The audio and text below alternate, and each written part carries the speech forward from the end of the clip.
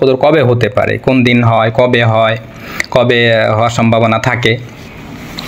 তো এই বিষয়ে কোরআন থেকে যদি আমরা বিশ্লেষণ করি তাহলে একটা ব্যাপার আমরা স্পষ্ট হব যে আল্লাহ তাআলা বলেছেন ইন্না আনজালনাহু ফি লাইলাতুল কদর, 97 নম্বর সূরাতুল কদর। আল্লাহ তাআলা বলেছেন 1 নম্বর আয়াত, আমি এই কোরআনকে নাজিল করেছি কদরের রাত্রিতে বা কদর রজনীতে। আবার আল্লাহ তাআলা বলেছেন শাহরু রমাদান আল্লাযী উনজিলা ফীহিল কুরআন, সূরা বাকারা 2 নম্বর সূরার 185 নম্বর আয়াত। তো আল্লাহ তাআলা সেখানে বলেছেন কোরআন নাজিল হয়েছে রমজান মাসে, তাহলে বুঝলাম কোরআন নাজিল রমজান মাসে। আবার অন্য জায়গায় আল্লাহ তাআলা বললেন কোরআন নাজিল হয়েছে লাইলাতুল কদরে, অর্থাৎ কদরের রাত্রিতে। তাহলে দুইটাকে সমন্বয় করলে কি দাঁড়াবে, যে কদরের রাত্রিটা রমজান মাসে হয়ে থাকে। রমজান মাসের কোন দিন হয় সেটা কি আল্লাহ বলেছেন? বলেন নাই। তাহলে আমাদের কি করতে হবে? কোরআনের এই ব্যাখ্যা অনুযায়ী আমরা বুঝতে পারি বা আমাদের নির্দেশনা দেয়া হয় বা আমাদের ইঙ্গিত করা হচ্ছে যে শবে কদর যেহেতু আমি নির্দিষ্ট করে কোরআনে বললে দিলাম না, তাহলে তোমরা পুরো রমজানের যে কোনো দিনই রমজানের যে কোনো রাত্রিতেই বা যে কোনো দিনেই তোমরা শবে কদর খুঁজতে পারো। দিন বলতে আমি রাতই বোঝাচ্ছি, আপনারা বুঝে নেবেন।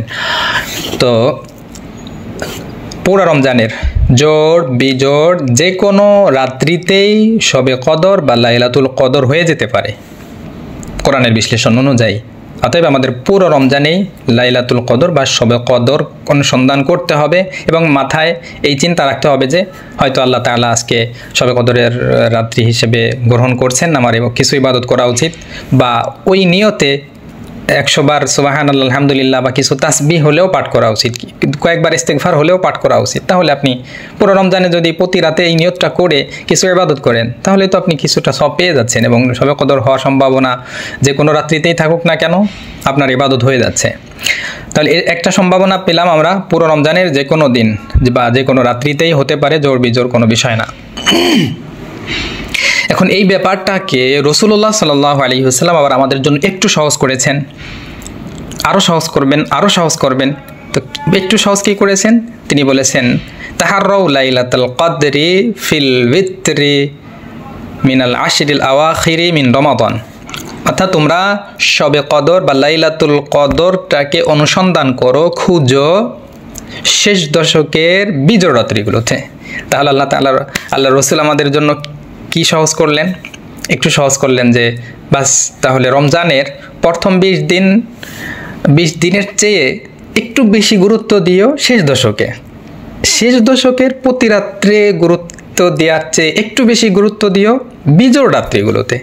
তাহলে আমরা একটু সহজ পেলাম কি, যে রমজানের শেষ দশকে আমরা খুঁজতে পারি এবং শেষ দশকের বিজোড় রাত্রিগুলোতে খুঁজতে পারি। দেখুন একটু আমরা আরেকটু সহজ যদি চাই তাহলে রাসূলুল্লাহ সাল্লাল্লাহু আলাইহি ওয়াসাল্লাম আমাদেরকে আরেকটু সহজ করে দিয়েছেন।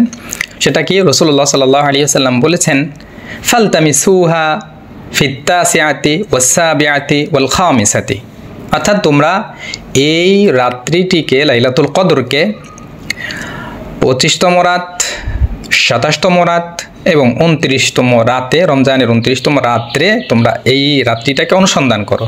রসুল কিন্তু সব জায়গায় বলছেন তোমরা অনুসন্ধান করো, খুঁজো। রসুল বলেন না এই দিন ইবাদত করো বা এই দিন শবে কদর হচ্ছে তুমি এই রাত্রে ইবাদত করো। রসুল বলছেন খুঁজো, তার মানে বোঝা যাচ্ছে খুঁজতে হবে আপনাকে। নির্দিষ্ট একদিন ইবাদত করলে, এক রাত্রে ইবাদত করলেই আপনি শবে কদর পেয়ে যাচ্ছেন, বিষয়টা এমন না। হলেও হতে পারে যদি সেদিন বা সেই রাত্রিতে শবে কদর হয় তাহলে আপনি সব পেয়ে যাবেন। কিন্তু হাদিসের ভাষ্য হচ্ছে তুমি খোঁজো, অনুসন্ধান করো। তাহলে আমরা আরেকটু সহজ কি পেলাম? রমজানের শেষ দশকের বেজোড় রাত্রিগুলোর মধ্য থেকে আবার আরেকটু সহজ করে আমাদেরকে বলা হলো 25, 27 এবং 29 এই রাত্রিগুলো তোমরা অনুসন্ধান করতে পারো। এখন আসি আরেকটু সহজ করা যায় কি না, যে রাত্রিতে আমরা ইবাদত করলে আশা করা যায় শবে কদর বা লাইলাতুল কদরের সবটা পেয়ে যাব। তো সাহাবায়ে কেরাম এবং হাদিসেরও বিভিন্ন ভাষ্য থেকে এই ব্যাপারটা বুঝে আসে বা শবে কদর হওয়ার প্রবল সম্ভাব্য একটি রাত্রি আমরা পাই, সেটা হচ্ছে 27তম রোজা বা 27তম রাত্রি, রমজানের 27তম রাত্রি।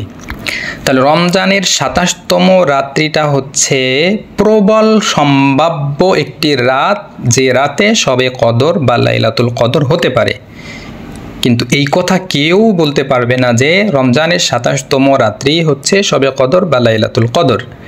এই কথা কেউ বলতে পারবে না। কেউ যদি বলে তাহলে সে কথাটি ভুল হবে। প্রবল সম্ভাব্য রাত্রি হচ্ছে 27তম রাত বা রমজানের 27তম রাত্রি। এই প্রবল সম্ভাব্য রাত্রি হওয়ার কারণে আমাদের সমাজে এটা প্রচলিত হয়ে গেছে যে 27তম রাত কদরের রাত। আসলে এই ধারণা নিয়ে যদি আমরা প্রতি বছর শুধু ওই দিনই আমল করি তাহলে কিন্তু আল্লাহ তাআলা অসন্তুষ্ট হবেন এবং আমরা হয়তো সবে কদরের সওয়াবটা অর্জন করতে পারবো না। প্রবল সম্ভাব্য রাত্রি হওয়ার কারণে বিশেষভাবে আমরা গুরুত্ব দিয়ে ওই রাত্রি ইবাদত করতে পারি, কিন্তু ধারণা আমাদের রাখা যাবে না যে এই রাত্রিতে সবে কদর হচ্ছে বা লাইলাতুল কদর হচ্ছে, কারণ আল্লাহ নির্দিষ্ট করে নাই, রাসূলও নির্দিষ্ট করেন না, আপনি তো নির্দিষ্ট করতে পারেনই না।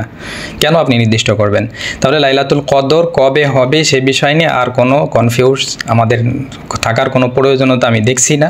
আমরা একদম স্পষ্ট হয়ে গেলাম যে সবে কদর বা লাইলাতুল কদর পুরো রমজানের যে কোনো দিনেই হতে পারে।